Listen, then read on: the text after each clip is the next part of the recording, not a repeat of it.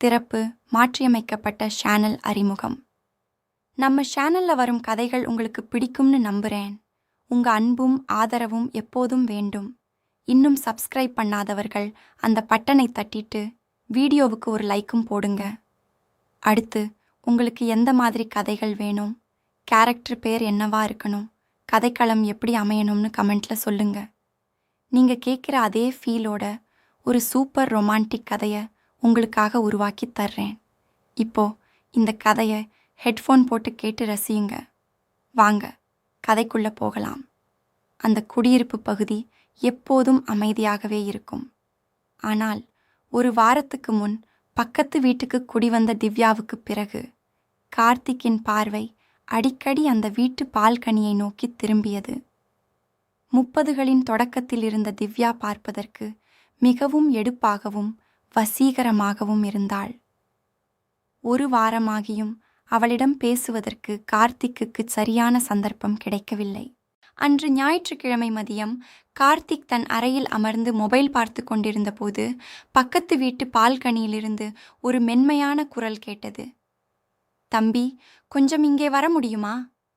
குரலை கேட்டு கார்த்திக் ஜன்னல் வழியாக பார்த்தான். அங்கே திவ்யா நின்றிருந்தாள். ஒரு மெல்லிய காட்டன் சேலையில் கலைந்த கூந்தலுடன் அவள் பார்ப்பதற்கு மிக அழகாக தெரிந்தாள். என்ன அக்கா, என்னாச்சு என்று கேட்டவாறே அவன் பால்கனிக்கு வந்தான். திவ்யா சற்று தயக்கத்துடன், மொட்டை மாடியில் துணி காய போடும்போது என் துப்பட்டா காற்றில் பறந்து உங்க வீட்டு பால்கனிக்கு பின்னாடி இருக்கும் ஜன்னல் கம்பியில் மாட்டிக்கிச்சு.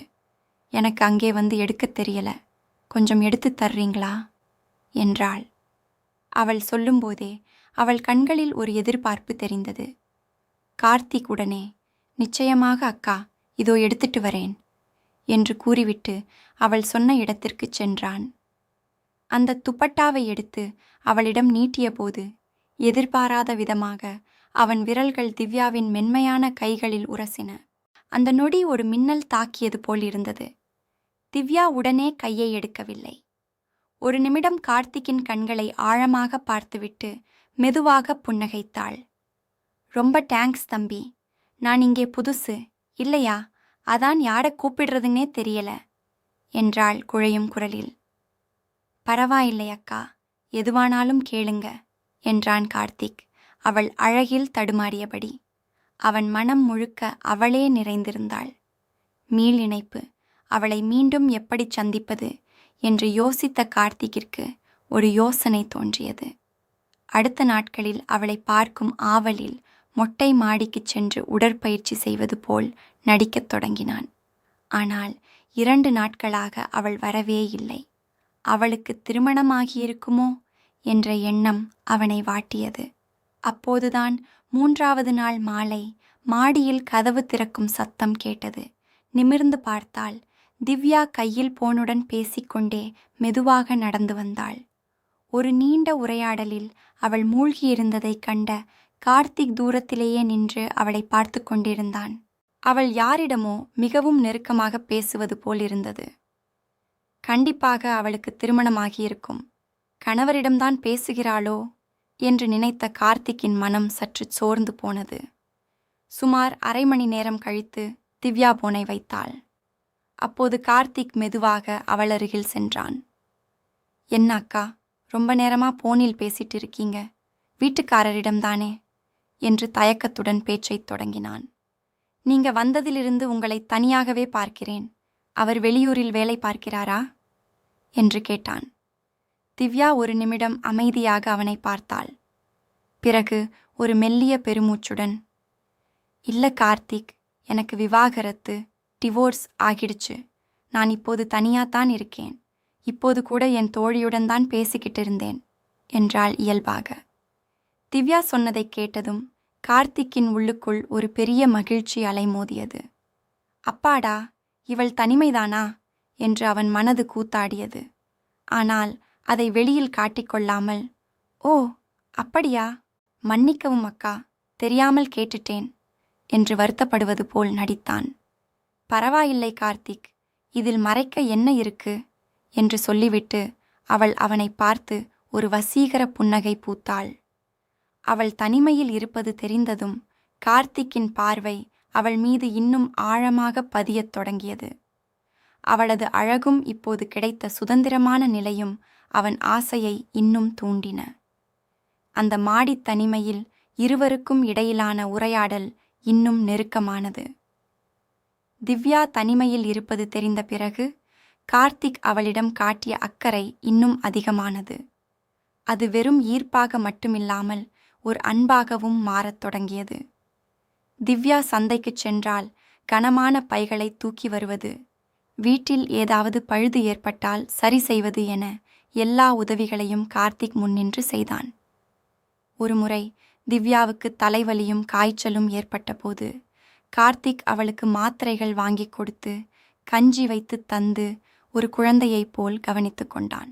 அந்த நேரத்தில் கார்த்திக்கின் கைகள் அவள் நெற்றியில் பட்டபோது திவ்யா ஒருவிதமான பாதுகாப்பையும் அதே சமயம் ஒரு சிலிர்ப்பையும் உணர்ந்தாள். இப்படியே 2-3 மாதங்கள் கடந்தன. இருவருக்கும் இடையேயான பழக்கம் மிகவும் ஆழமானது. பேசுவதிலும் பழகுவதிலும் ஒரு நெருக்கம் உண்டானது. கார்த்திக் அவ்வப்போது செய்யும் சின்ன சின்ன குறும்புகள், கேலிகள், மென்மையான தீண்டல்கள் திவ்யாவுக்கு மிகவும் பிடித்திருந்தன. அவளுக்குள் நீண்ட நாட்களாக தூங்கிக் கொண்டிருந்த ஆசைகள் மீண்டும் துளிர்விடத் தொடங்கின. கார்த்திக்கிற்கும் அவள் மீதிருந்த ஆசை நாளுக்கு நாள் அதிகரித்து கொண்டே இருந்தது. மீள் இணைப்பு. ஒரு நாள் காலை, சூரியன் இன்னும் முழுமையாக உதிக்காத நேரம். திவ்யா துணிகளை துவைத்துவிட்டு காய போடுவதற்காக மொட்டை மாடிக்குச் சென்றாள். அவள் அப்போது ஒரு மெல்லிய வசதியான நைட்டி அணிந்திருந்தாள். வழக்கம் போல் கார்த்திக்கும் உடற்பயிற்சி செய்வது போல் மாடிக்கு வந்தான். ஆனால் அன்று நைட்டியில் இருந்த திவ்யாவை பார்த்ததும் அவன் மூச்சு சற்று நின்றது. கலைந்த கூந்தல், தூக்க கலக்கத்துடன் கூடிய முகம் மற்றும் அந்த நைட்டியில் அவளது உடலமைப்பு எல்லாமும் கார்த்திக்கினுள் ஒரு பெரிய கிளர்ச்சியை ஏற்படுத்தியது. திவ்யா துணிகளை கொடியில் காயப்போடும்போது கைகளை மேலே உயர்த்தினாள். அப்போது அவள் நைட்டி சற்று மேலே எழும்பியது. அந்த அழகிய காட்சியை கார்த்திக் திகைத்து பார்த்து கொண்டிருந்தான். துணியை காய் போட்டு திரும்பிய திவ்யா கார்த்திக் தன்னையே பார்ப்பதை கவனித்தாள். அவன் பார்வையில் இருந்த ஆசையை அவள் உணர்ந்தாள். ஆனால் அவள் வெட்கப்படவில்லை. மாறாக அவன் பார்வை அவளுக்குள் ஒரு புதுவிதமான உணர்வை தந்தது. என்ன கார்த்திக், இன்னைக்கு ரொம்ப நேரமா உடற்பயிற்சி பண்றீங்க போலும் என்று ஒரு குறும்பான புன்னகையுடன் கேட்டாள். அவள் கேள்விக்கு கார்த்திக் சட்டென்று பதில் சொன்னான். இல்ல அக்கா, காலையில நல்லா உடற்பயிற்சி செஞ்சா கண்ணு நல்லா பளிச்சுன்னு தெரியுமாம். அதுதான் இன்னைக்கு கொஞ்சம் அதிக நேரமா பண்ணிட்டு இருக்கேன். திவ்யா சிரித்து கொண்டே, அப்படியா கார்த்திக்? அப்படின்னா இப்போ உன் கண்ணுக்கெல்லாம் நல்லா தெரியுதா என்று இரட்டை அர்த்தத்தில் கேட்டாள். கார்த்திக் சற்றும் சளைக்காமல், ஓ நல்லா தெரியுது அக்கா, ஆனா என்னன்னு தெரியல, எனக்கு எல்லாம் 2 தெரியுது என்று அவள் அழகை குறிப்பால் உணர்த்தினான். திவ்யாவுக்கு அவன் எதைச் சொல்கிறான் என்று புரிந்துவிட்டது. தெரியும் தெரியும், உனக்கு என்ன தெரியுதுன்னு எனக்கு நல்லாவே புரியுது என்று செல்லமாகச் சொல்லிவிட்டு ஒரு வெட்கச் சிரிப்புடன் கீழே சென்று விட்டாள். அடுத்த நாள் காலையும் திவ்யா நைட்டி அணிந்து துணி துவைப்பதற்காக மொட்டை மாடிக்கு வந்தாள். கார்த்திக் ஏற்கனவே அங்கே தயாராக உடற்பயிற்சி செய்து கொண்டிருந்தான். அன்று திவ்யா வேண்டுமென்றே கார்த்திக்கிற்கு நேர் எதிராக திரும்பி அமர்ந்து துணி துவைக்கத் தொடங்கினாள். அவள் குனிந்து துணிகளை துவைக்கும்போது அவள் நைட்டி அவள் உடலோடு ஒட்டி அவள் அழகை இன்னும் எடுப்பாக காட்டியது. கார்த்திக் உடற்பயிற்சி செய்வதை மறந்து அப்படியே சிலையாக நின்றான். திவ்யா துணிகளை தேய்க்கும்போது ஏற்பட்ட அவள் உடல் அசைவுகள் கார்த்திக்கின் மனதை கிளறின. அவள் குனிந்து வேலை செய்வதால் ஏற்படும் அந்த சிலிர்ப்பான காட்சியை பார்த்து கொண்டிருந்த கார்த்திக்கிற்கு என்ன செய்வதென்றே தெரியவில்லை. திடீரென திவ்யா திரும்பி பார்த்தாள். கார்த்திக் தன்னையே இமைக்காமல் பார்ப்பதைக் கண்டு, என்ன கார்த்திக், மறுபடியும் கண்ணு 2 தெரிய ஆரம்பிச்சிருச்சா என்று ஒரு கிரங்கடிக்கும் புன்னகையுடன் கேட்டாள். கார்த்திக் தன் மனதை கட்டுப்படுத்த முடியாமல், அக்கா, உங்களுக்கு கொஞ்சமாவது மனசாட்சி இருக்கா? ஒரு வாலிப பையன் முன்னாடி இப்படி நைட்டியில வந்து உட்கார்ந்திருந்து துணி துவைக்கிறீங்களே, என்னால் சரியாக உடற்பயிற்சி செய்யவே முடியல என்று படபடவென கூறினான். மீள் இணைப்பு. திவ்யா குனிந்து துணி துவைப்பதை நிறுத்திவிட்டு நிமிர்ந்து அவனை பார்த்தாள்.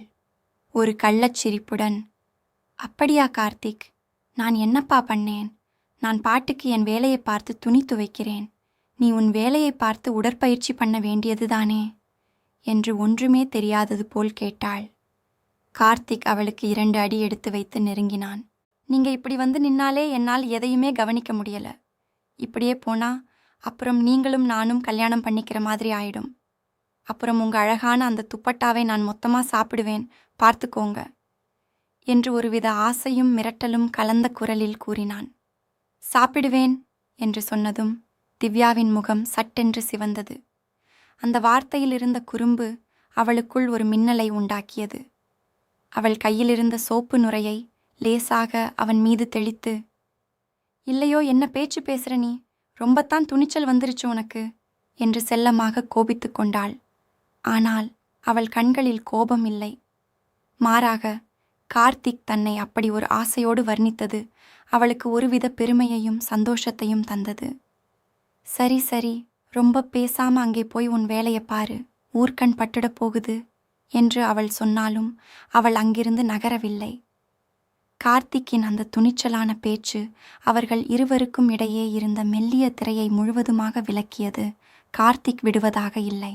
அப்படியா என்று ஒரு சவாலான புன்னகையுடன் திவ்யா துணி துவைத்துக் கொண்டிருந்த இடத்திற்கு மிக அருகிலேயே வந்து நின்றான்.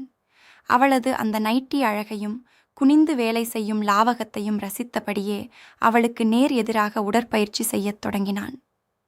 திவ்யாவுக்கும் இப்போது தன்மீதான அவன் பார்வையின் தீவிரம் நன்றாக புரிந்தது. அவள் முகத்தில் ஒரு நாணம் கலந்த புன்னகை மின்னியது. கார்த்திக்கால் அதற்கு மேல் கட்டுப்படுத்த முடியவில்லை. அவள் அழகும் அந்த அதிகாலை தனிமையும் அவனை மொத்தமாக ஆட்கொண்டன. திடீரென உடற்பயிற்சி செய்வதை நிறுத்திய கார்த்திக் குனிந்து துணி துவைத்து கொண்டிருந்த திவ்யாவின் மென்மையான கைகளை பற்றினான்.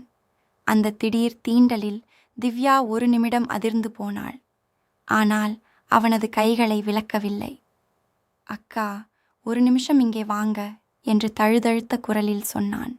அவன் கண்களில் இருந்த ஆழமான காதலும் ஆசையும் அவளுக்கு புரிந்தது. திவ்யா எதுவும் பேசாமல் எழுந்து நின்றாள். இருவரின் மூச்சு காற்றும் ஒன்றையொன்று உரசும் அளவிற்கு நெருக்கம் அதிகரித்தது. கார்த்திக் அவள் கையை பிடித்தபடியே மெதுவாக மாடி படிக்கட்டுகளை நோக்கி அழைத்துச் சென்றான். திவ்யாவும் எந்த தடையும் இன்றி அவன் பின்னால் நடந்தாள். இருவரும் மெல்ல நடந்து திவ்யாவின் வீட்டிற்குள் நுழைந்தார்கள். கதவு மெதுவாக தாழ்பால் போடப்பட்டது. மீள் இணைப்பு. அந்த வீட்டின் தனிமை அவர்களுக்குள் இருந்த பலகால இயக்கங்களை தீர்க்க காத்திருந்தது. அடுத்தது என்ன நடக்கப் போகிறது என்ற எதிர்பார்ப்புடன் கார்த்திக் மற்றும் திவ்யா ஒரு புதிய உலகிற்குள் நுழைந்தார்கள். ஆனால் அவர்கள் எதிர்பார்த்தது போல் எல்லாம் சீராக அமையுமா? திவ்யாவின் கடந்த காலம் ஒரு திருப்பத்தை கொடுக்க தயாராக இருந்தது. வீட்டுக்குள் நுழைந்ததும் சிறிது நேரம் மௌனம் நிலவியது. கார்த்திக் கதவை சாத்திவிட்டு திரும்பினான். திவ்யா ஜன்னல் அருகே நின்று வெளியே வெளிச்சம் பரவுவதை பார்த்து கொண்டிருந்தாள். அவள் முதுகு அவனை நோக்கி திரும்பியிருந்தது. கார்த்திக் மெதுவாக அவள் பின்னால் சென்றான். அவன் கை அவள் தோள் மீது படும்போது திவ்யா லேசாக நடுங்கினாள். பயப்படாதீங்க அக்கா என்றான் கார்த்திக் மென்மையான குரலில். நான் பயப்படல கார்த்திக், ஆனா இது சரிதானா என்று கேட்டாள் திரும்பாமல். இதுவரைக்கும் நான் உங்களுக்கு மரியாதை கொடுத்து நடந்துக்கிட்டேன். ஆனா உங்க மேலிருக்கும் உணர்வை இனி மறைக்க முடியாது. நீங்களும் என்னை ஏத்துக்க மாட்டீங்களா என்றான் அவன். திவ்யா மெதுவாக திரும்பினாள். அவள் கண்களில் கலக்கம் தெரிந்தது. கார்த்திக், நான் ஒரு டிவோர்ஸி. என் கடந்த காலம் என்னை விடாது. உனக்கு நல்ல வாழ்க்கை இருக்கு. நான் உனக்கு ஒரு சுமையாக போயிடுவேனோ என்றாள். கார்த்திக் அவள் கைகளை 2 கைகளாலும் பிடித்துக்கொண்டு, நீங்க சுமை இல்லை, நீங்க என் ஆசை. எனக்கு உங்க கடந்த காலம் தேவையில்லை. உங்களை இப்போ எப்படி நினைக்கிறேனோ அதுதான் முக்கியம். நான் உங்களை விட்டு பிரிய மாட்டேன் என்றான். திவ்யாவின் கண்களில் கண்ணீர் துடித்தது. அது வருத்த கண்ணீர் அல்ல. நீண்ட நாட்களுக்குப் பிறகு தனக்காக ஒருவன் நிற்பதை உணர்ந்த மகிழ்ச்சி கண்ணீர்.